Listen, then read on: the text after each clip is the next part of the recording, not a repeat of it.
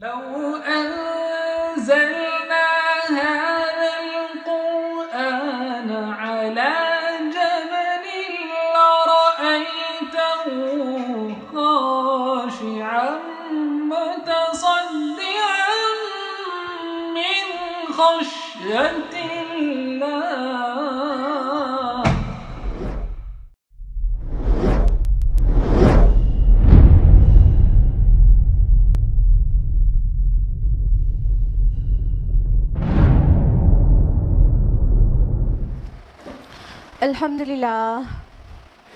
الحمدللہ رب العالمین والصلاة والسلام علی رسولہ الکریم وعلی آلہ واصحابہ اجمعین، اما بعد، واعوذ باللہ من الشیطان الرجیم، بسم اللہ الرحمن الرحیم۔ یا ایہا الناس قد جاءتکم موعظۃ من ربکم وشفاء لما فی الصدور وہدی ورحمۃ للمؤمنین۔ بسم اللہ الرحمن الرحیم۔ رب اشرح لی صدری ویسر لی امری واحلل عقدۃ من لسانی یفقہوا قولی۔ میری عزیز بہنوں، آپ سبھی کا درس قرآن مجید میں تہہ دل سے خیر مقدم ہے۔ السلام علیکم ورحمۃ اللہ وبرکاتہ۔ کیسے آپ سبھی لوگ؟ الحمدللہ۔ اللہ تعالیٰ آپ کو اچھا رکھے، بہت خوشحال رکھے، صراط مستقیم پر رکھے، دونوں جہاں کی کامیابی نوازے، اور آپ سے اللہ تعالیٰ راضی ہو جائے، آمین آمین۔ درس قرآن میں کون سی سورہ چل رہی ہے؟ سورہ حج۔ لاسٹ ویک ہم لوگوں نے سورہ حج کی کون سی آیت تک مکمل کیا تھا؟ آیت نمبر 33 تک، بالکل صحیح۔ تو اب ہم لوگ آیت نمبر 34 آنورڈس ڈیٹیل میں جانیں گے، but before that brief revision. تو لاسٹ ٹائم ہم لوگوں نے حج کے متعلق بہت سارے احکام جانے تھے اور اس کے مناسک جانے تھے، ٹھیک ہے؟ تو آیت نمبر 25 سے ہم آپ کو ریوائز کرانے جا رہے ہیں کہ اللہ تعالیٰ نے فرمایا کہ جو لوگ مسجد حرام سے روکتے ہیں یعنی مسلمانوں کو، ان کے لیے تو مطلب انہوں نے بہت بڑا کفر کا کام کیا، اور یہ بہت بڑی بات ہے۔ اور مسجد حرام کو تو اللہ تعالیٰ نے اس لیے بنایا تھا تاکہ وہاں پر ہر کوئی جو توحید والا ہے وہ جائے، اور پھر وہ مقیم ہو وہاں کا، چاہے مسافر، سب کو ایکولی وہاں پر موقع ملے۔ تو جو لوگ ان کو وہاں جانے سے روکتے ہیں، وہ اللہ تعالیٰ نے فرمایا کہ ان کو دردناک عذاب کا مزہ چکھائیں گے۔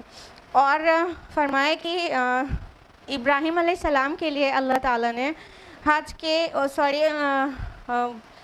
اس کے خانہ کعبہ کے لیے جگہ معین کر دی تھی، اور ان کو حکم دیا تھا کہ یہاں پر وہ بیت اللہ بنائے، اور کس کے لیے؟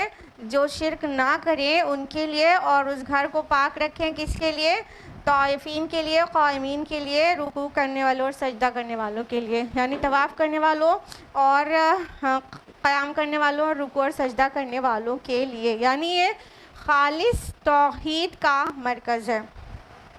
اس کے علاوہ اللہ تعالیٰ نے حکم دیا تھا ابراہیم علیہ السلام کو کہ حج کی منادی کر دو، تو لوگ اونٹوں پر، دبلے پتلے اونٹنیوں پر سوار ہو کر پیدل وہاں پر پہنچیں گے، اور اپنے منافع کی جگہ کو، اپنے فائدے کی جگہ کو پہنچ جائیں گے، اور ایام معلومات میں دو دن ان کے لیے معین کیے گئے ہیں، ان پر وہ کیا کریں گے؟ وہاں جا کے حج کریں گے اور قربانی کریں گے، اور خود بھی کھائیں گے اور محتاجوں کو بھی کھلائیں گے۔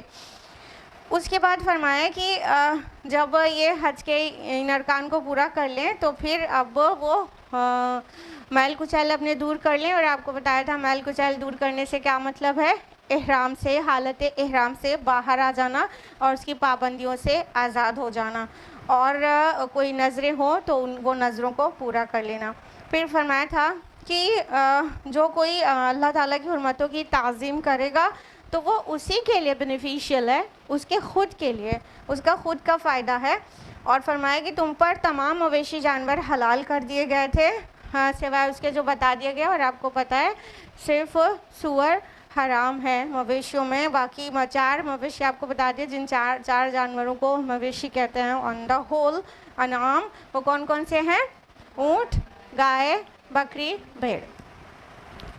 اور فرمائے کہ تم بچو بتوں کی گندگی سے اور جھوٹی بات سے. اور فرمایا کہ اور یکسو ہو جاؤ اللہ تعالیٰ کے لیے اور اس کے ساتھ کسی کو بھی شریک نہ کرو. اور جو بھی اللہ کے ساتھ شریک کرے گا وہ تو ایسا ہے جیسے آسمان سے گر پڑا اور اسے چاہے پرندے اچک لیں اور پھر یا تو ہوا دور دراز کی جگہ پر ان کو لے جا کر پھینک دے. یہ کس چیز کی مثال ہے؟ ہم نے لاسٹ ویک تفصیل سے بتایا تھا. اور فرمایا کہ یہ سب کچھ جو اللہ تعالیٰ کے شعائر کی تعظیم کرے گا تو یقیناً یہ دلوں کے تقوی کی بات ہے. دلوں کا تقوی اسی کو نصیب ہوگا جو اللہ تعالیٰ کے شعائر کی تعظیم کرے گا. اور شعائر اللہ کے بارے میں بھی ہم نے لاسٹ ویک تفصیل سے بتایا تھا. جو لوگ نہیں تھے وہ یوٹیوب پر اپلوڈڈ ہے، اسے دیکھ سکتے ہیں. آگے فرمایا آیت نمبر 33 میں تمہارے لیے یہ قربانی کے جانور میں ایک وقت معین تک نفع ہے اور پھر اس کی منزل وہی قدیم گھر ہے، وہی بیت العتیق ہے. بیت العتیق کس کو کہا گیا بتائیے؟ خانہ کعبہ کو. اور عتیق کے ہم نے کئی معنی بتائے تھے لاسٹ ویک تفصیل سے. تو یہاں تک وہ تھا لاسٹ ویک. اب ہم لوگ تفصیل کے ساتھ آگے جانیں گے آیت نمبر 34 آنورڈز. اعوذ باللہ من الشیطان الرجیم بسم اللہ الرحمن الرحیم. وَلِكُلِّ أُمَّةٍ جَعَلْنَا مَنسَكًا لِيَذْكُرُوا اسْمَ اللَّهِ عَلَىٰ مَا رَزَقَهُم مِّن بَهِيمَةِ الْأَنْعَامِ. اور ہر امت کے لیے ہم نے قربانی کا ایک نظام مقرر کیا ہے تاکہ وہ اللہ کا نام لیا کریں ان مویشیوں پر جو اس نے انہیں عطا کیے ہیں. فَإِلَٰهُكُمْ إِلَٰهٌ وَاحِدٌ فَلَهُ أَسْلِمُوا. تو جان لو تمہارا معبود ایک ہی معبود ہے تو تم سب اس کے سامنے سر تسلیم خم کر دو. وَبَشِّرِ الْمُخْبِتِينَ. اور اے نبی صلی اللہ علیہ وسلم بشارت دے دیجئے عاجزی اختیار کرنے والوں کو. اب آیت نمبر 34 میں وہی حج کے مناسک پورے ہونے کے بعد اب ڈیٹیل آ رہی ہے. تو کچھ قربانی کی اور اس سے ریلیٹڈ جو اس کی مغز ہے اس کی باتیں ہیں اس کو سمجھنے کی ضرورت ہے. ظاہر نہیں باطن کی باتیں ہیں ان آیات میں. فرمایا کہ ہم نے ہر امت کے لیے قربانی کا ایک نظام مقرر کیا ہے. یہاں پہ جو قربانی کے لیے لفظ آیا ہے وہ منسکن آیا ہے. منسک نسک سے ہے. نسک کا معنی ہوتا ہے قربانی کا طریقہ. نسک کا ایکچول معنی ہوتا ہے عبادت کا طریقہ. مناسک کے حج کہتے ہیں نا. تو اس کا مطلب جو حج کے ارکان ہیں جو حج کا طریقہ ہے. تو یہاں پر چونکہ جانور کے متعلق بات آ رہی ہے اس سے پیچھے سے تو یہاں پر قربانی کا نظام قربانی کا طریقہ مانا نکلے گا. ٹھیک ہے. تو منسک عبادت کے طریقے کو بھی کہتے ہیں اور اسپیسیفکلی قربانی کے طریقے کو بھی کہتے ہیں. تو اللہ تعالیٰ فرما رہے کہ ہم نے ہر امت کے لیے قربانی کا ایک طریقہ بنایا تھا. اس سے کیا پتہ چل رہا ہے کہ صرف امت محمد صلی اللہ علیہ وسلم کو قربانی کرنے کا حکم نہیں دیا گیا بلکہ اس سے پہلے کی امتوں میں بھی قربانی کا طریقہ رائج تھا. ان فیکٹ بگڑی ہوئی صورت میں شرک آلود ہو کر آج بھی موجود ہے. جیسے کہ آپ کو پتہ ہے کہ مشرکین بھی قربانی کرتے ہیں لیکن بہت ساری اس میں قباحتیں شامل ہو چکی ہیں نا. اور جو دوسروں کی قربانی ہے وہ سم ٹائمز شرک والی ہوتی ہے. غیر اللہ کی رضا کے لیے اگر کوئی بھی جان دی جائے کوئی بھی بھیٹ چڑھائی جائے تو وہ شرک ہو جاتا ہے. اور کچھ ایسی مکروہ حالت میں قربانی کچھ جگہوں پر مطلب چلن میں ہے جیسے کہ اپنے کسی کو راضی کرنے کے لیے اپنی اولاد کی قربانی دے دینا، جوان بیٹی کی قربانی دے دینا، چھوٹے سے بچے کی قربانی دینا اور نہ جانے کیا کیا. ٹھیک ہے. تو یہ بہت ساری چیزیں ہیں جو غلط طریقے کی رائج ہیں. تو لیکن اللہ تعالیٰ نے یہ اس وے میں کبھی بھی نہیں بتایا بلکہ قربانی کا جو اصل مقصود تھا وہ ابھی آپ کو آگے بہت جلدی پتہ چلنے والا ہے. تو وہ اس میں خالص جو ہے اللہ کی توحید ہے. آپ دیکھیے یہ ابراہیم علیہ السلام کی سنت ہے. ابراہیم علیہ السلام کے جو بیٹے ہیں ان کی بھی اولادوں میں قربانی کا طریقہ رائج رہا ہے. اب وہ بگڑی ہوئی صورت میں آ گیا ہے وہ الگ بات ہے، لیکن ابراہیم علیہ السلام کے اور بیٹوں کی اور جو پروجنی ہے اس میں بھی قربانی کے طریقے رائج ہیں. یعنی آپ بائبل اٹھا کر دیکھیں تو آپ کو ملے گا کہ ان کے یہاں بھی قربانی کا طریقہ ہے، لیکن وہ سم ٹائمز کفارہ دینے کے لیے قربانی دیا کرتے ہیں. سب کوئی غلطی محسوس کرتے ہیں، بڑا برا کام ہو جاتا ہے تو کفارے کے طور پر قربانی دیتے ہیں. بہرحال یہ پہلی امت نہیں ہے جس کو قربانی کا حکم دیا گیا ہے، بلکہ اس سے پہلے کی امتوں میں بھی قربانی کا حکم دیا جاتا رہا ہے.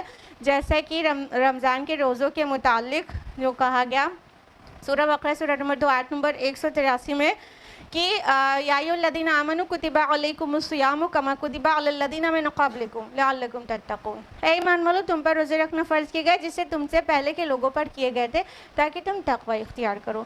یعنی وہ یہ کچھ خاص عبادتیں ہیں، پہلی بار تھوڑی نا محمد رسول اللہ صلی اللہ علیہ وسلم کی امت کو حکم مل گیا. اس سے پہلے کی امتوں کو بھی یہ خاص عبادتوں کا حکم ملتا رہا تھا.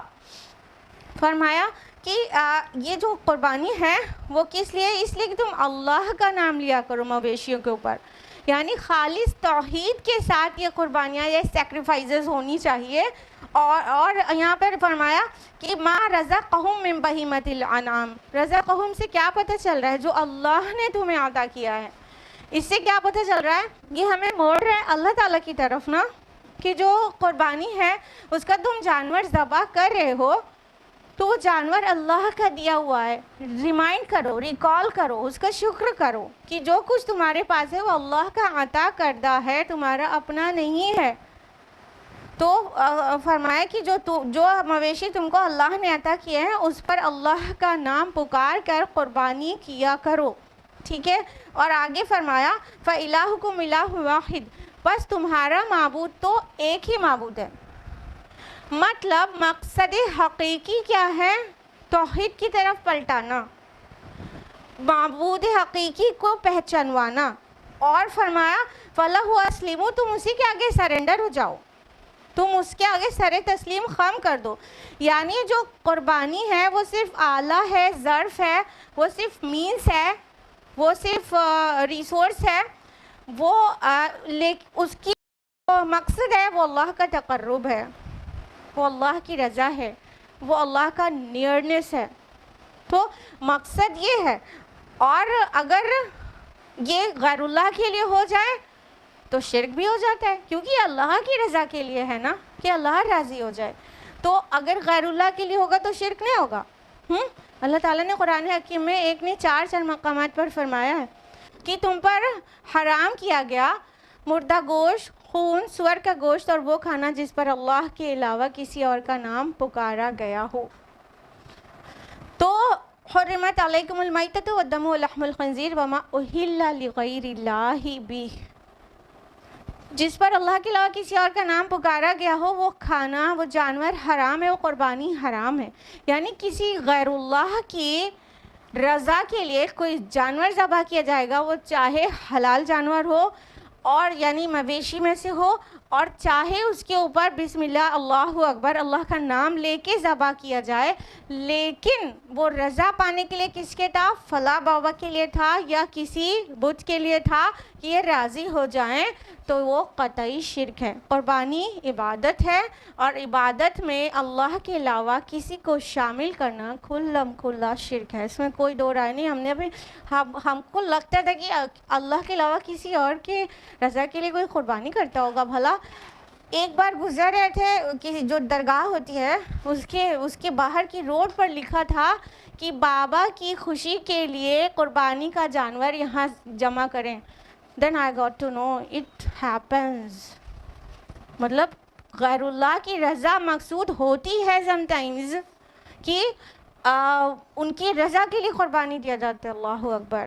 قربانی خالص توحیدی عبادت ہے جو صرف اللہ کی رضا کے لیے ہونا چاہیے. فَصَلِّ لِرَبِّكَ وَانْحَرْ.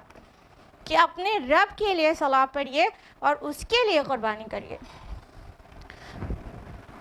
وبشر المخبتین جو فرمایا گیا کہ اور خوشخبری سنا دیجیے عاجزی کرنے والوں کو کے لیے۔ یہ عاجزی کرنے والے مخبتین کون ہیں؟ خبت کا معنی ہوتا ہے نرم نشیبی زمین، وہ زمین جو بہت سافٹ ہو، جو لینڈ بارش کی وجہ سے سافٹ ہو گئی ہو، اس پر پیر رکھا جائے تو دھنس جائے، ایسی زمین کو خبت کہتے ہیں۔ ٹھیک ہے، مخبتین جو کہا گیا وہ عاجزی کرنے والے، اس کا معنی ایسے نکلا کہ جس کا دل نرم ہو، جو دوسروں کو سپیس دے، جو چاہے تو اس میں جگہ بنا لے، جس طرح نرم زمین ہوتی ہے گیلی تو اس پر پیر رکھتے تو دھنس جاتی ہے نا، اسی طرح انسان کا دل جب وہ کائنڈ ہارٹیڈ ہوتا ہے تو دوسروں کو موقع ملتا ہے اس میں اپنی بات کہنے کا، تو جو عاجزی کرنے والے ہوتے ہیں وہ مخبتین ہوتے ہیں۔ تو فرمایا کہ مخبتین کے لیے خوشخبری ہے، ان کو خوشخبری سنا دیجیے، یعنی جو لوگ اللہ کے آگے عاجزی کر کے اس عبادتوں کو کرتے ہیں تو وہ مخبتین ہیں، اس کا جو الٹیمیٹ ریٹرن ان کی طرف ہوتا ہے، ان کے دل سافٹ ہو جاتے ہیں، وہ نرم دل ہو جاتے ہیں، اور الٹیمیٹلی پھر خلق خدا کی طرف بھی وہ نرمی ریٹرن ہوتی ہے، تو ان کے لیے خوشخبری ہے۔ تو قربانی ایسی عظیم عبادت ہے، صحابہ کا کویشچن اکثر پریکٹیکل ہوتا تھا اور ہم لوگ کا کویشچن اکثر انفارمیشن گین کرنے کے لیے ہوتا ہے۔ صحابہ نے رسول اللہ صلی اللہ علیہ وسلم سے پوچھا کہ یا رسول اللہ قربانی کیا ہے؟ تو آپ صلی اللہ علیہ وسلم نے فرمایا کہ تمہارے جد امجد ابراہیم کا طریقہ، ابراہیم کی سنت ہے۔ تو فرمایا کہ قربانی سے ہمیں ملتا کیا ہے؟ تو اللہ کے رسول صلی اللہ علیہ وسلم نے فرمایا ہر بال کے، ہر روئے کے بدلے میں نیکی ملتی ہے، اور اسی طرح اون کا بھی معاملہ ہے۔ ٹھیک ہے، تو اتنی بڑی عبادت ہے اور اتنی بڑی نیکی ملتی ہے اس سے، اگرچہ اس میں پیورٹی ہو، دکھاوا نہ ہو، ریاکاری نہ ہو، غیر اللہ کی رضا درکار نہ ہو۔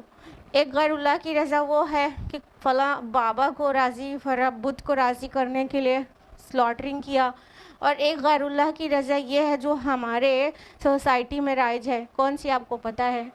قربانی کا جانور گھر میں آیا، سب سے پہلے موبائل اٹھایا، اس کی پکچر کلک کیا، اس کو واٹس ایپ اسٹیٹس پہ لگایا اور اس کو فیس بک میں ڈالا اور خوب واہ واہی بٹورا، واہ کیا جانور خریدا ہے، واہ کتنا عمدہ جانور خریدا ہے۔ ہو گئی ملاوٹ۔ اللہ کی رضا کے لیے تھا کہ لوگوں کا مطلب واہ واہی پانے کے لیے 1.25 لاکھ کا بکرا خریدا ہے، 6 لاکھ کا بکرا خریدا ہے، اور پورے میں تشہیر ہو رہی ہے، اخباروں میں جو ہے خبریں چھپ رہی ہیں۔ یہ ہم نے ملاوٹ کر دی ہے عبادت کے ساتھ کہ ہم رضا الہی کے لیے نہ کر کے اپنی شان بگھارنے کے لیے قربانی کرتے ہیں، تو ایسے عبادت منہ پہ نہ صرف مار دی جائے گی بلکہ شرک بھی ہو جائے گا، کیونکہ جو چیز عبادت ہے اس میں ریاکاری کرنا شرک ہے۔ اللہ کے نبی صلی اللہ علیہ وسلم کی حدیث ہے، مسند احمد کی روایت ہے، من صلی یرائی فقد اشرکا، جس نے دکھاوے کے لیے نماز پڑھی اس نے شرک کیا، ومن صام یرائی فقد اشرکا، اور جس نے دکھاوے کے لیے روزہ رکھا اس نے شرک کیا، ومن تصدق یرائی فقد اشرکا، اور جس نے دکھاوے کے لیے صدقہ کیا اس نے شرک کیا۔ تو یہ ساری چیز عبادت ہے، قربانی بھی عبادت ہے، تو کیا جو قربانی دکھانے کے لیے کرے اس نے شرک نہیں کیا؟ کوئی بھی عبادت میں ریاکاری آئی شرک ہو گیا۔ سجدہ اگر 5 سیکنڈ کا کر رہے ہیں، کوئی اگر دیکھ رہا ہے تو ہم نے 8 سیکنڈ کا کر دیا، اتنے میں بھی شرک ہو گیا، دکھا دیا ہے دوسروں کو، لمبا کر دیا سجدہ۔ تو یہ ہے قربانی اللہ تعالیٰ کے لیے، اس کی رضا کے لیے ہونی چاہیے تھی۔ آیت نمبر 35 ہے، الذین اذا ذکر اللہ وجلت قلوبہم، وہ لوگ کہ جب اللہ کا ذکر کیا جاتا ہے تو ان کے دل لرز اٹھتے ہیں، والصابرین علی ما اصابہم والمقیم الصلاۃ ومما رزقناہم ينفقون، اور ان کو جو بھی تکلیف پہنچے اس پر صبر کرنے والے اور نماز قائم کرنے والے ہیں، اور جو کچھ ہم نے ان کو دیا ہے اس میں سے وہ خرچ کرتے ہیں۔ یعنی اگر کوئی چاہتا ہے کہ ہم بھی مخبتین میں شامل ہو جائیں، اللہ تعالیٰ فرما رہے ہیں مخبتین نرم لوگ وہ عاجزی کرنے والے لوگ، ان کو خوشخبری سنا دیجئے۔ تو اگر کوئی چاہتا ہے کہ ہم بھی مخبتین میں شامل ہو جائیں تو آگے ان کی صفات بیان کر دی گئی ہے۔ تو ریورس انجینئرنگ کیا کیجئے، چیزوں کو اپنے اندر لے آیا کریے، ٹھیک ہے۔ اب ریورس انجینئرنگ ہم آپ کو یہ بتا رہے ہیں کہ اگر مخبتین میں شامل ہونا ہے تو یہ آیت میں جو ایٹریبیوٹس بیان کیے گئے ہیں اس کو اپنے اندر اتار لیں۔ کیا کیا بیان کیا گیا ہے کہ وہ جو لوگ جو اللہ کا ذکر جن کے سامنے کیا جاتا ہے تو ان کے دل لرز اٹھتے ہیں، دل کانپ اٹھتے ہیں۔ مخبتین وہ ہوتے ہیں، یا اس کا الٹا بولیں تو اگر چاہتے ہیں مخبتین میں شامل ہونا تو ایسے احساس پیدا ہونا چاہیے کہ اللہ تعالیٰ کا جب نام لیا جائے تو دل لرز اٹھے کہ کس عظیم ذات کا تذکرہ ہو رہا ہے، دل کانپ اٹھتے ہیں۔ اللہ کا کلام قرآن مجید سنتے ہیں تو دل ان کے کانپ جاتے ہیں۔ اللہ کی بڑائی بیان ہو رہی ہوتی ہے اذان میں تو دل کانپ اٹھتے ہیں، اللہ کا نام سن کے، اللہ اکبر سن کے ان کے دل لرز جاتے ہیں۔ سورہ انفال کی میں بھی یہ بات مینشنڈ ہے، انما المؤمنون الذین اذا ذکر اللہ وجلت قلوبہم، کہ مومن تو وہ ہیں کہ جب اللہ کا ذکر ان کے سامنے کیا جاتا ہے تو ان کے دل کانپ اٹھیں۔ اور کیا صفات ہوتی ہیں مخبتین کی؟ والصابرین علی ما اصابہم، اور جو مصیبت پڑے، تکلیف پڑے، اس پر صبر کرنے والے ہوتے ہیں، صبر کرنے والے ہوتے ہیں۔ تو مخبتین جو ہوتے ہیں وہ کیا کرتے ہیں؟ جو مصیبت آتی ہے اس پر صبر کرتے ہیں، واویلا نہیں مچاتے ہیں۔ وہ اس بات کو جانتے ہیں، سمجھتے ہیں کہ جو کچھ ہے سب اللہ کی طرف سے ہے، کیونکہ اللہ تعالیٰ نے فرمایا سورہ تغابن سورہ نمبر 64 آیت نمبر 11 میں کہ ما اصاب من مصیبت الا باذن اللہ، کوئی مصیبت نہیں آتی سوائے اس کے کہ اللہ نے ہی اجازت دی ہو، اللہ کی اجازت سے ہی مصیبت آتی ہے۔ کیا پتہ چلا اس سے؟ کہ کوئی جو مصیبت ہے وہ ایسے الل ٹپ نہیں آ جاتی۔ ما اصاب من مصیبت، یہاں پہ ہے اللہ ما اصابہم والصابرین اللہ ما اصابہم۔ ایکچولی اصابہ ورڈ جو ہے، اصابہ کا مطلب ہوتا ہے ٹو ہٹ دا ٹارگٹ، یعنی کوئی چیز کو، کسی نشانے کو ٹھیک اپنی جگہ پہ لگنا، یہ اصابہ کہلاتا ہے۔ اپنے نشانے کا، تیر کا بالکل اپنے نشانے پر لگنا۔ کیا پتہ چلا؟ جو یہ مصیبت آئی ہے نا، اس کا دن، تاریخ، مقصد سب طے تھا، وہ آنا ہی آنا تھا، اللہ کی اجازت سے آئی ہے اور قدر اور قضا میں لکھی ہوئی تھی، یہ ایسے ہی نہیں آ گئی۔ تو جو لوگ ایمان والے ہوتے ہیں اور جو مخبتین ہوتے ہیں ان کو یہ پتہ رہتا ہے جو کچھ ہے یہ اللہ کی مرضی سے ہوا ہے، الل ٹپ نہیں ہو گیا۔ ہمارے پورے کریشن پلان میں اللہ تعالیٰ نے جو ہمارے لیے کریشن پلان یونیورسل رکھا ہے، اس میں ہماری جو پوزیشن تھی اس میں سے اس کا ایک حصہ ہے یہ مصیبت۔ تو ان کے دل تھم جاتے ہیں، وہ آسانی سے صبر کر لیتے ہیں۔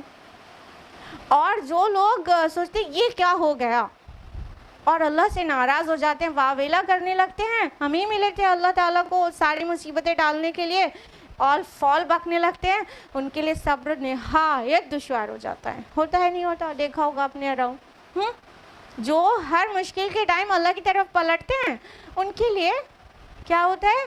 صبر کرنا آسان ہو جاتا ہے۔ اور جو مصیبت میں اللہ کو بھول کر اپنا ناشکری کرنے لگتے ہیں اور اپنی ناراضگی شو کرنے لگتے ہیں، الٹیمیٹلی صبر کرنا ان کے لیے دشوار ہوتا ہے، مومن کے لیے دشوار نہیں ہوتا۔ آگے ایک چیز اور کہی جا رہی ہے، والمقیم الصلاۃ، اور وہ صلاح کو قائم کرنے والے ہوتے ہیں، نماز کو قائم کرنے والے ہوتے ہیں۔ اور مصیبت اور نماز کا تو اور بھی گہرا تعلق ہے، حالانکہ یہاں الگ الگ ایٹریبیوٹس بیان کیے جا رہے ہیں، لیکن مصیبت کے بعد، مصیبت میں صبر کرنے کے بعد صلاح کا ذکر ہے۔ تو یہ مشکل ٹائم پر صلاح کے لیے دوڑنا یہ ہر ایک کے بس کا نہیں ہوتا، لیکن خشوع رکھنے والوں پر کچھ بھی مشکل نہیں۔ اللہ تعالیٰ فرماتے ہیں سورہ بقرہ سورہ نمبر 2 آیت نمبر 145 میں کہ یا ایھا الذین آمنوا استعینوا بالصبر والصلاۃ انہا لکبیرۃ الا علی الخاشعین۔ اے ایمان والو مشکل وقت میں صبر اور نماز سے مدد چاہو. اور یہ چیزیں شاک ہیں، بہت مشکل ہیں، لیکن خشوع رکھنے والوں کے لیے کچھ بھی مشکل نہیں. تو جن کے دل میں اللہ کی محبت ہوتی ہے، یعنی جو سچے مومن ہوتے ہیں، مخبتین ہوتے ہیں، ان کے لیے مشکل ٹائم پر صبر کرنا اور صلاح پڑھنا کچھ بھی مشکل نہیں ہوتا، کچھ بھی مشکل نہیں ہوتا، ان کے لیے بہت آسان ہوتا ہے. آپ دیکھیے چاہے کہ لاکھ میں ایک آج مسلمان مومن نظر آتا ہے، جو نیم سے ایک مسلمان ہے، ان کی بھیڑ میں ایک مومن کوئی نظر آتا ہے لاکھوں میں، لیکن جب کبھی ایسے لوگوں سے ملاقات ہوتی ہے تو دیکھیے کتنی حسن خوبی کے ساتھ وہ بہت مشکل ٹائم پہ صبر کر لیتے ہیں اور اپنے آپ کو کنٹرول کیے رہتے ہیں. یہ ان کے ایمان کی وجہ سے ہوا ہوتا ہے، ان کی توحید کی وجہ سے ہوا ہوتا ہے. اور فرمایا وَمِمَّا رَزَقْنَاهُمْ يُنْفِقُونَ، اور وہ جو ہم نے انہیں مال دیا ہے، رزق دیا ہے، اس میں سے خرچ کرتے ہیں. یعنی مومنین، صادقین، مخبتین یہ ضرور کیا کرتے ہیں کہ اللہ کے دیے ہوئے چیز میں سے خلق خدا کے اوپر بھی کچھ خرچ کرتے ہیں، اللہ کے دین کے لیے بھی کچھ خرچ کرتے ہیں، اس میں سے انفاق کرتے ہیں. اور انفاق بہت طریقے سے ہو سکتا ہے، وہ سبھی جگہوں پر وہ انفاق کرتے ہیں. دیکھیے یہاں پہ پھر رزقناہم آیا ہے، ٹھیک ہے. آیت نمبر 34 میں رزقہم آیا تھا پچھلی آیات میں، اس اینیملز کے لیے آیا تھا، ٹھیک ہے، اور یہاں پر مال کے لیے آیا ہے. اور اللہ تعالیٰ بار بار یاد دلاتے رہتے ہیں یہ جو تمہارے پاس مال ہے یا مویشی ہے یا whatsoever you have been given, it is given by me. اللہ تعالیٰ نے دیے ہیں، وہ تمہارا اپنا ذاتی نہیں ہے. تو مال کے لیے اور انفاق کے لیے اکثر ہی رزقناہم، رزقہم، رزقناکم، رزقکم یہ الفاظ آتے ہیں، جو ہم نے انہیں دیا ہے، جو ہم نے تمہیں دیا ہے، جو تم دیے گئے ہو. مطلب یاد رہے جو کچھ ہے ہمارا اپنا نہیں، ذاتی نہیں لے کر پیدا ہوتے ہیں، نہیں نا، اللہ تعالیٰ عطا کرتے ہیں. تو جو کچھ ہے وہ اللہ کا ہے، اور اس کی راہ میں خرچ کرنا it's nothing great, it's not a big deal. But ہمارے لیے بگ بازار کے چکر لگانا اور کہیں کے بھی آفر ہو کسی بھی مال کے، وہاں پہ جا کے ایسے پیسے کو اڑانا جیسے کہ فری میں ہی بٹ رہا ہے، تو وہ ہمارے لیے بگ ڈیل نہیں ہے، وہ تو ہمارے نارمل بات ہے. لیکن اللہ کی راہ میں خرچ کرنا تو بہت بڑی بات ہے. تو مومنین کے لیے کچھ بھی بڑی بات نہیں، کچھ بھی مشکل بات نہیں، وہ یہ سب کچھ کر ڈالتے ہیں. تو پھر سے ریوائز کریں کہ وہ جو لوگ مخبتین ہوتے ہیں ان کے اندر کیا برکات شامل ہو جاتی ہے. اول ان کے دل اللہ کے نام کو سن کر، اللہ کی یاد سے، اللہ کا ذکر سے بالکل لرزاں اور ترساں ہو جاتے ہیں. اور دوسری بات یہ کہ وہ صبر کرتے ہیں مصیبت پر. تیسری بات یہ کہ وہ صلح کو قائم کرتے ہیں، یعنی کہ آگے پڑھتے ہیں، چھوڑتے ہیں، پکڑتے ہیں، قائم کرتے ہیں، مقیم الصلاح. اور چوتھی بات یہ کہ وہ اللہ کی راہ میں خرچ کرتے ہیں. اب یہ چار چیزیں کیسے ہوئیں؟ اوپر کس چیز کا بیان ہے؟ قربانی کا. یعنی توحید کی برکت سے یہ چیزیں پیدا ہوئی ہیں. جس کے اندر توحید ہوتی ہے تو اس کے اندر یہ کوالٹیز پیدا ہو جاتی ہیں. اور اگر آپ لوگ سوچ رہے ہیں کہ کیسے ہوتا ہے یہ دل اللہ کی یاد سے، کس طرح دل لرز اٹھتے ہیں، کانپ اٹھتے ہیں ہم لوگ کو، تو قرآن کی آواز جاتی رہتی کچھ بھی نہیں ہوتا، اور اذان کی آواز جاتی رہتی کچھ بھی نہیں ہوتا، اللہ کا نام لیا جاتا رہتا ہے، کوئی بھی فیلنگ نہیں ہوتی، تو یہ دل کیسے لرز جاتا ہے؟ مومنین کا دل ایسے لرز جاتا ہے کہ اس کو اللہ کی معرفت ہوتی ہے، وہ اللہ کو پہچانتا ہے. جو اللہ کو نہیں پہچانتا اس کو کوئی فیلنگ نہیں ہوتی، لیکن جو اللہ کو پہچانتا ہے اس کا دل ایسا ہو جاتا ہے، کیونکہ وہ اپنی عظمت کو جیسے جانتا تو ہے ہی، جب اس کا نام لیتے اتنے عظیم رب کا تو بالکل لرز جاتا ہے. عظمت اللہ تعالیٰ کی قرآن حکیم میں بہت جگہ مینشنڈ ہے، لیکن بہت عظمت بھی عظیم طرح سے جو مینشنڈ ہے وہ سورہ لقمان سورہ نمبر 31 آیت نمبر 27 میں ہے. وَلَوْ أَنَّ مَا فِي الْأَرْضِ مِنْ شَجَرَةٍ أَقْلَامٍ وَالْبَحْرُ يَمُدُّهُ من بعد سبعة أبحر ما نفدت كلمات الله.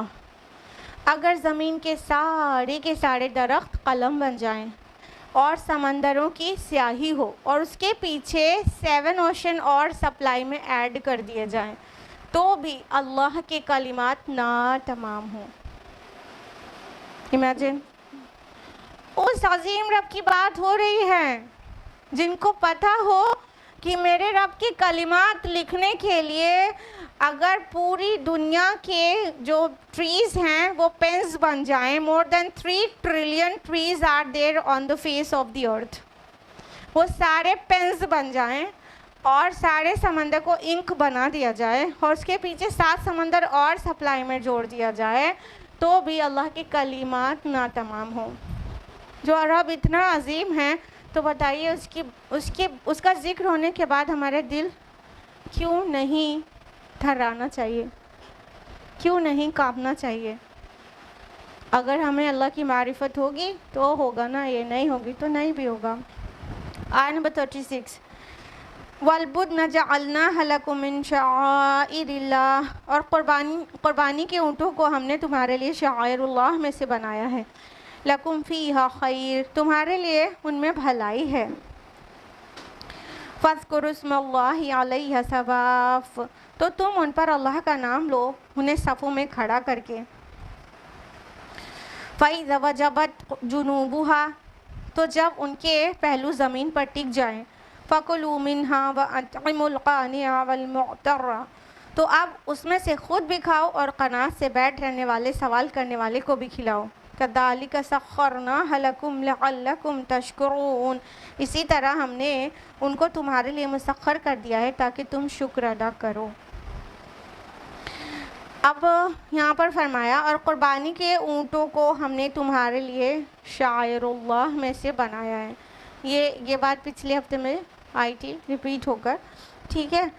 یہاں پہ جب جو لفظ والبدن آیا ہے تو بدن جو ہے جمع ہے بدنتن کی، جس کا معنی ہوتا ہے موٹے تازے فربا اونٹ. ٹھیک ہے، بدن جانتے ہیں نا، باڈی کو کہتے ہیں.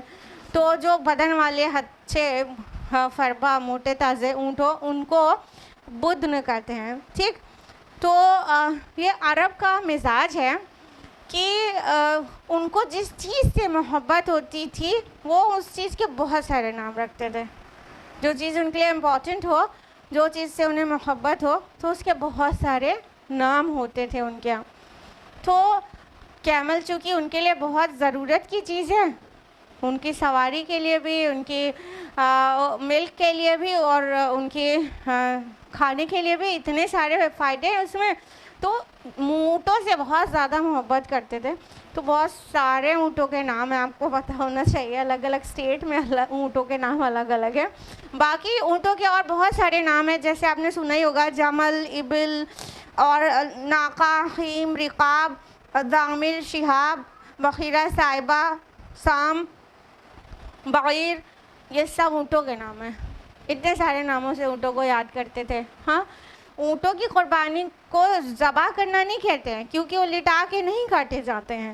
اونٹ کھڑے پوزیشن میں، اسٹینڈنگ پوزیشن میں ذبح کاٹے جاتے ہیں. اس کو ذبح کرنا نہیں، ایکچولی نحر کرنا کہتے ہیں. فَصَلِّ لِرَبِّكَ وَانْحَرْ، نحر کرنا کہتے ہیں. ٹھیک ہے، تو اللہ تعالیٰ نے فرمایا کہ جو اونٹ ہے وہ قربانی کے اونٹ ہم نے تمہارے لیے شاعر اللہ بنایا ہے. یعنی یہ جو قربانی کے لیے تیار اونٹ ہے، جس کا بتایا نا کیسے قربانی دی جاتی ہے، اس کا آگے کا جو بایاں پیر ہے اس کو گھٹنے سے ٹائی کر دیا جاتا ہے. تو تھوڑا سا اس کی بیلنس جو ہے بگڑا ہوتا ہے اور پیچھے کے پیر پہ وہ کھڑا رہتا ہے. اور اس حال میں کھڑے کھڑے برچھا مارا جاتا ہے اس کی گردن پہ اور وہاں سے خون نکلنے لگتا ہے. جب اتنا خون نکل جاتا ہے کہ وہ کمزور پڑ جاتا ہے تو وہ ڈس بیلنس ہو کے گر جاتا ہے اور پھر زمین سے لگ جاتا ہے. تو پھر اس کی باقی چیزیں کاٹی تب اس کے بعد جاتی ہیں. اللہ کے نبی صلی اللہ علیہ وسلم نے فیونول کی حجۃ الوداع کے موقع پر 100 اونٹوں کو نحر کیا تھا، جس میں سے 63 کو اپنے ہاتھ سے نحر کیا تھا. اور یہاں پر جو آیا ہے کہ علیہ صواف، تو صفوں میں کھڑا کر کے، تو ایسے صف کے صف قطار میں سارے اونٹ کھڑے تھے اور نبی اکرم صلی اللہ علیہ وسلم ایک اونٹ نہر کرتے تو دوسرا اونٹ بڑھ کے خود اپنی گردن حاضر کر دیتا اس دست مبارک سے نہر ہونے کے لیے. ایک اونٹ ذبح کرتے نہر کرتے, دوسرا اپنی گردن خود حاضر کر دیتا بڑے ہی ادب سے کہ نبی کے ہاتھ سے اسے نہر ہونا ہے. 63 کیملز رسول اللہ صلی اللہ علیہ وسلم نے نہر کیے تھے حجۃ الوداع کے موقع پر اپنے ہاتھ سے, ٹوٹل 100 کرائے گئے تھے. اور یہ ہمارے نبی صلی اللہ علیہ وسلم کی خواص میں سے آف کورس کہ مطلب جانور اپنی جان نبی کے ہاتھ سے جائے اس کے لیے بے قرار ہے. اور آپ نے ستون حنانہ کے بارے میں بھی سنا ہوگا نا؟ نہیں سنا ہے؟ نہیں سنا ہے؟ مسجد نبوی میں جب تک ممبر کی تعمیر نہیں ہوئی تھی تب تک رسول اللہ صلی اللہ علیہ وسلم خطبہ دینے کے لیے صلاح سے پہلے ایک کھجور کا ستون تھا, اس کے اوپر ٹیک لگا کے کھڑے ہو جاتے تھے اور خطبہ دیتے تھے.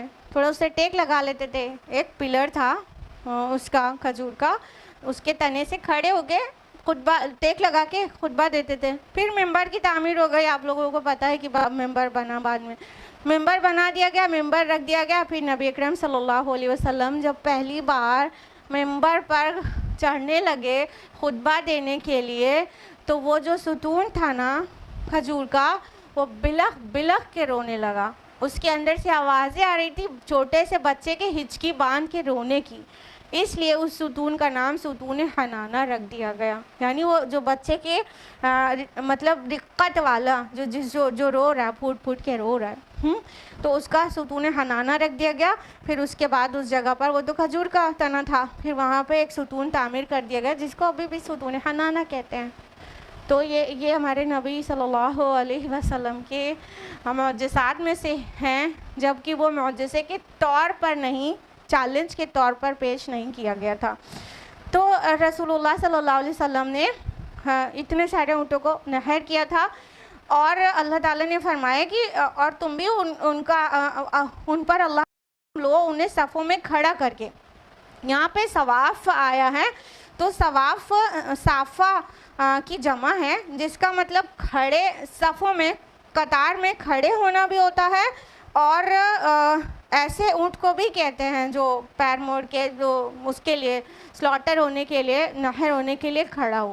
ٹھیک ہے, تو اس طرح سے اونٹوں کو قطار در قطار کھڑا کر کے وہ نہر کیا جاتا ہے. اس کی ایک منظر کشی ہے کہہ سکتے ہیں.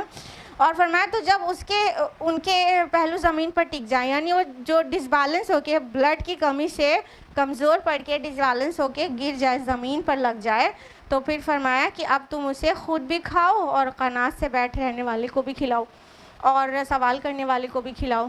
اب دیکھیے یہاں پر اسلام کی تفصیلی تعلیمات ہیں کہ جب تک جانور گرے, اگر اونٹ ہے تو گرے گا, اور اگر اسمال اینیمل ہے, گوٹ ہے, تو وہ تو لٹا کے ہی ذبح کیے جاتے ہیں. تو ان کو ذبح کر کے چھوڑ دیا جائے گا جب تک کہ ان کے جان نہ نکل جائے اور ان میں موومنٹ بند نہ ہو جائے.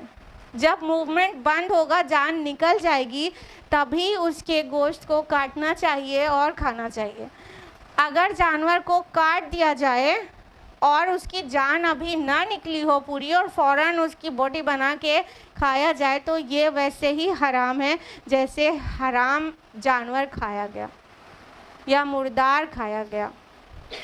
تو یہ قربانی کے احکام ہے, اور اس کی اتنی مائنیوٹ ٹیچنگز قرآن حکیم سے لے کر حدیث تک میں تفصیلی اتنی تعلیمات ہے کہ جانور کو ذرا بھی تکلیف نہ ہو, جتنی لیسٹ پاسبل تکلیف پہنچا سکتے ہو اتنا لیسٹ پاسبل پہنچائیں. اس میں سے یہ بھی ہے کہ جو نائف ہو وہ اتنا شارپ ہو کہ زیادہ دقت نہ ہو.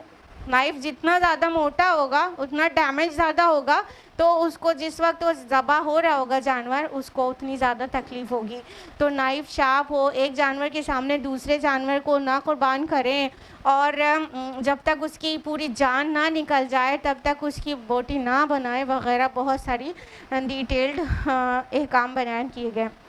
اور یہ فرمایا کہ قربانی کے جانور میں سے خود بھی کھاؤ اور قانے جو لفظ آیا قناعت کرنے والے کو اس کو بھی دو. قناعت کرنے والا کون ہوتا ہے؟ جو سوال نہیں کرتا, چپ ہو کے بیٹھا رہتا ہے کہ کوئی دے دیتا ہے تو لے لیتا ہے ضرورت مند لیکن وہ سوال نہیں کرتا, وہ صبر سے بیٹھا رہ جاتا ہے, جب ملتا ہے تو قبول کر لیتا ہے. دوسرا والمعتر, یہ معتر جو ہے عرون سے ہے, اس کا مطلب ہوتا ہے سائل, یعنی جو سوال کر بیٹھے خود سے مانگے اس کو بھی دو, جو نہ مانگے چپ چاپ بیٹھا رہے غریب ہے ضرورت مند ہے اس کو بھی دو اور خود بھی کھاؤ. اب یہ جتنے کام آ رہے ہیں نا یہ ایکچولی استحبابی حکم ہے, یعنی یہ سب چیزیں مستحب ہیں, فرض نہیں ہے.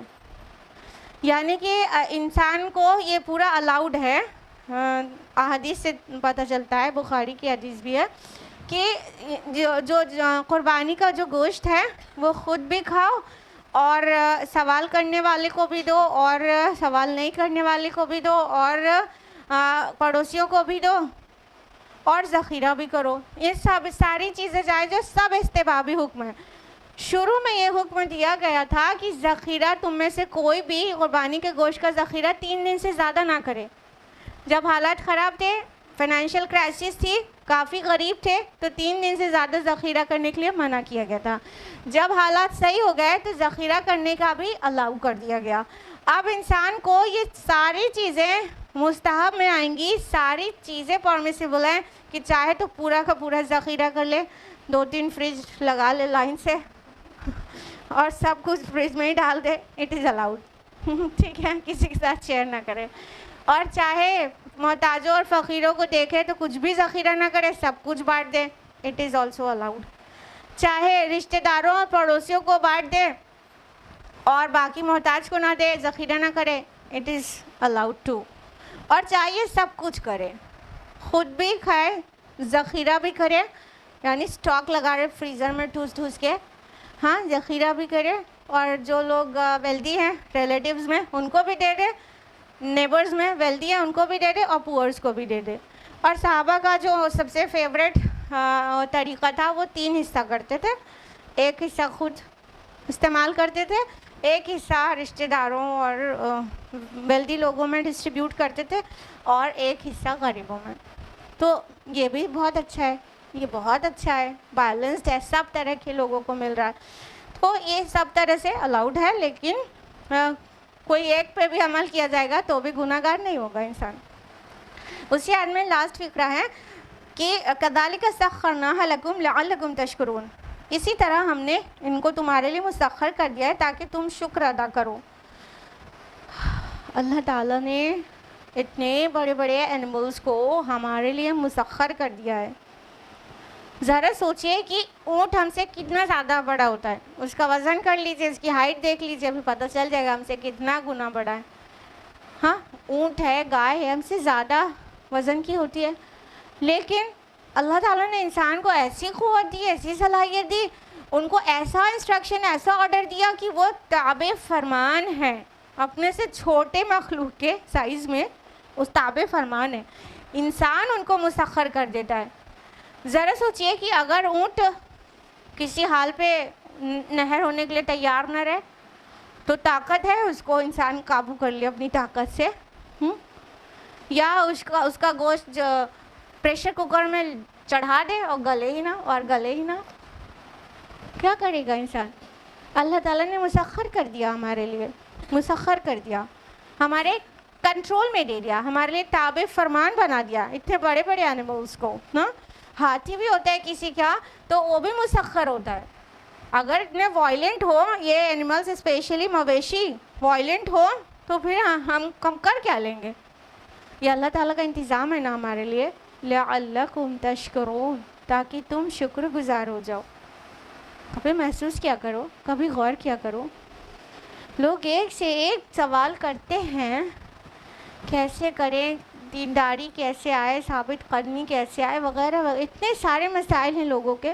تھوڑا سا غور کریں چیزوں پر, اللہ کی معرفت کیسے حاصل ہو, تھوڑا غور کریں چیزوں پر. قرآن دیکھیے, اسی لیے ہر چیز کا جو الٹیمیٹ وہ فائدہ اور جواب ہے وہ یہ کہ بس قرآن میں غوطہ زنی کرو, تو دیکھیے جہاں جب انسان خود نہیں سوچتا تو قرآن انڈیوس کر رہا ہے سوچنے کے لیے کہ کذالک سخرناہ لکم لعلکم تشکرون، ہم نے اسی طرح تمہارے لیے ان مویشیوں کو مسخر کر دیا، تمہارے کنٹرول میں دے دیا، تمہارا تابع فرمان بنا دیا تاکہ تم شکر کرو۔ اب غور کرنے پہ مجبور ہوگا انسان؟ نہیں، جب سمجھے گا ہی نہیں تو کیا غور کرے گا؟ جب سمجھے گا تو کہے گا سچ بات ہے کہ اگر اتنا اونٹ بچل جائے اور بڑے بڑے اینیملز جو ہیں ہمارے قابو میں آنے کے لیے تیار نہیں رہے، ہم کر کیا لیں گے؟ کچھ بھی نہیں۔ تو یہ اللہ تعالیٰ کا شکر کرنے کا باعث ہے۔ اب دیکھیے وہ کی پوائنٹ آ رہا ہے جو ساری عبادات کا مغز ہے، آیت نمبر 37، لَن يَنَالَ اللَّهَ لُحُومُهَا وَلَا دِمَاؤُهَا وَلَكِنْ يَنَالُهُ التَّقْوَى مِنْكُمْ، اللہ تک نہ تو ان کے گوشت پہنچتے ہیں اور نہ ان کے خون، لیکن اس تک پہنچتا ہے تمہاری طرف سے تقوی۔ کذالک سخرھا لکم لتکبروا اللہ علی ما ھداکم، اسی طرح اس نے انہیں تمہارے لیے مسخر کر دیا ہے تاکہ تم اللہ کی تکبیر کیا کرو اور اس کی ہدایت پر جو اس نے تمہیں بخشی ہے۔ وبشر المحسنین، تو اے نبی صلی اللہ علیہ وسلم محسنین کو بشارت سنا دیجئے۔ اب دیکھیے یہاں پہ حقیقت حال بیان کر دیا گیا کہ قربانی کا اور انفیکٹ سبھی عبادتوں کا جو مقصد ہے وہ کیا ہے؟ فرمایا اللہ کو نہ تو تمہاری قربانی کا گوشت پہنچتا ہے نہ خون پہنچتا ہے، کیا نہیں پہنچتا نا؟ اللہ تعالیٰ ہم قربانی کرتے ہیں تو اس کا خون اور گوشت اللہ تعالیٰ کو پہنچتا ہے یا اس سے کوئی فائدہ ملتا ہے؟ بالکل نہیں ملتا، بالکل نہیں ملتا۔ یہ تو بہت مکروہ طرح والی قربانی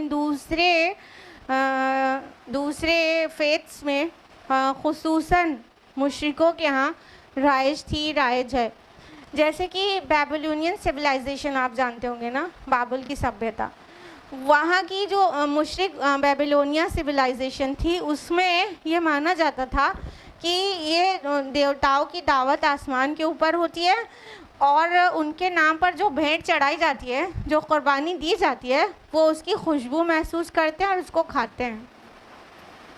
تو یہ مکروہ چیزیں ہیں، اسلام نہیں سکھاتا۔ اللہ تعالیٰ کو خون اور گوشت نہیں پہنچتا، کیا پہنچتا ہے؟ اللہ تعالیٰ کو تمہارے دلوں کا تقویٰ پہنچتا ہے، یعنی کہ تم نے کتنا مطلب مہنگا جانور ذبح کیا ہے، کتنی حیثیت تھی تمہاری، اس کے ریشو پرپورشن سے وہ کیسا تھا، جو اللہ تعالیٰ فزیکل نہیں دیکھتا وہ بھی امپورٹنٹ ہے، وہ بھی امپورٹنٹ ہے۔ اگر انسان نے زیادہ مہنگا جانور لیا اور اس لیے کہ میں اپنے رب کے لیے قربانی کرنے جا رہی ہوں تو اس کو بیسٹ آف دا بیسٹ دوں گی، تو اور پھر اس کی تشہیر نہیں کی، اس میں ملاوٹ نہیں کی، تو وہ بھی ویلیوبل ہے ان دا سائٹ آف اللہ سبحانہ و تعالیٰ، ٹھیک ہے، وہ بھی ٹھیک ہے۔